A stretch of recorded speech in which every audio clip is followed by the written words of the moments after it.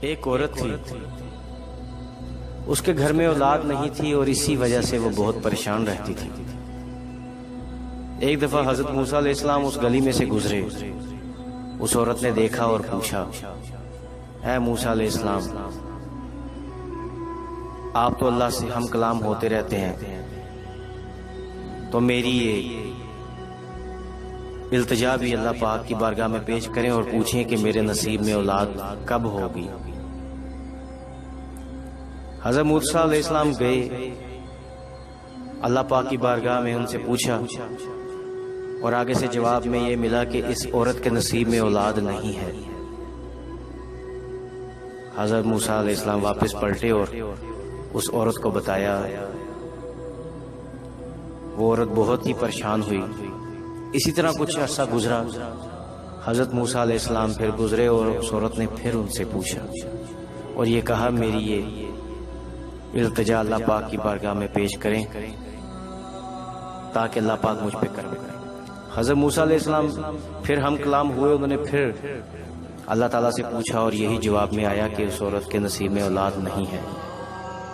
وہ عورت بہت پریشان ہوئی یہ سن کر، اور ایسے ہی وقت چلتا رہا۔ کچھ عرصے کے بعد ایک فقیر وہاں سے گزرا۔ اس فقیر نے کہا، میں بہت بھوکا ہوں، مجھے کھانا کھلا دو۔ اس عورت نے اس فقیر کو کھانا کھلایا، اور وہ فقیر اپنی لہر میں تھا۔ اس نے کہا، کیا مانگتی ہو بی بی، کیا چاہیے تمہیں؟ اس نے کہا، دعا کریں کہ میں صاحب اولاد ہو جاؤں، میرے گھر اولاد ہو۔ اس فقیر نے اسے دعا دی کہ جاؤ، اللہ پاک کرم کرے گا، اللہ پاک تمہیں تمہاری گود ہری کرے گا، تمہیں اولاد سے نوازے گا۔ وہ یہ کہہ کر چلا گیا۔ وہ کچھ ہی عرصے کے بعد اللہ پاک کا خاص کرم ہوا، وہ عورت کے گھر میں اولاد ہوئی۔ تو حضرت موسیٰ علیہ السلام وہیں سے گزر رہے تھے۔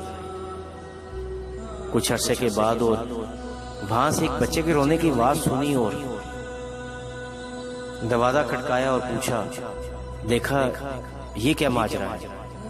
اس عورت نے کہا، اے موسیٰ علیہ السلام، آپ تو کہتے تھے میرے نصیب میں اولاد نہیں ہے، مگر میرے گھر میں تو اولاد ہو گئی ہے، اللہ پاک نے مجھ پہ کرم کیا۔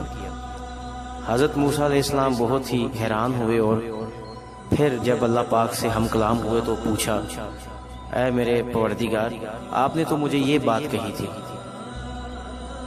میں نے ایسے ہی جا کے اس عورت کو کہہ دیا، مگر اس عورت کے گھر میں تو اولاد ہے، تو میں تو اس عورت کے سامنے جھوٹا ثابت ہو گیا ہوں۔ اللہ پاک نے فرمایا کہ اے موسیٰ علیہ السلام، جاؤ کسی انسانی گوشت کا ٹکڑا لے کر آؤ۔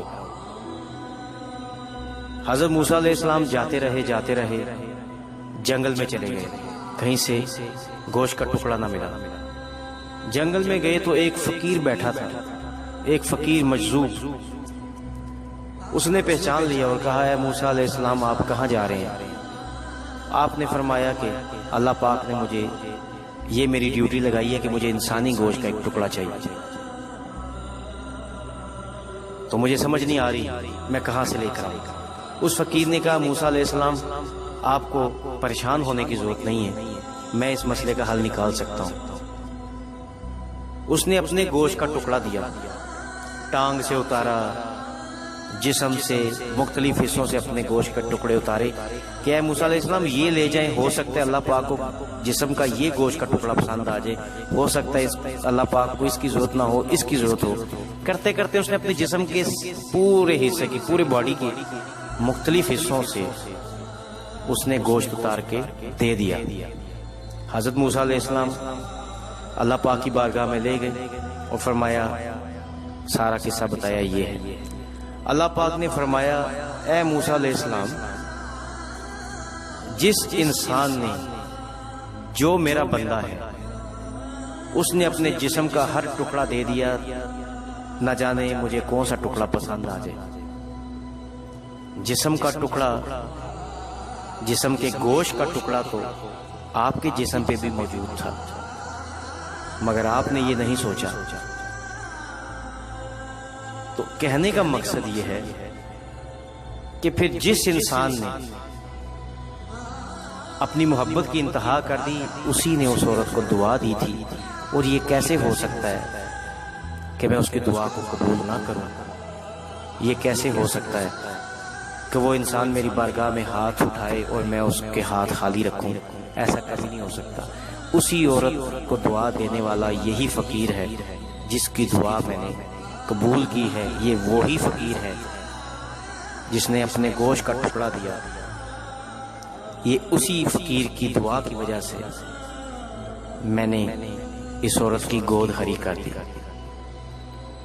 تو یہ بات کرنے کا مقصد صرف یہ نہیں کہ یہ ایک سٹوری ہے، یہ بات کرنے کا مقصد صرف یہ ہے کہ اگر ہم بھی اللہ تعالیٰ کے ساتھ اپنی وہی محبت قائم کریں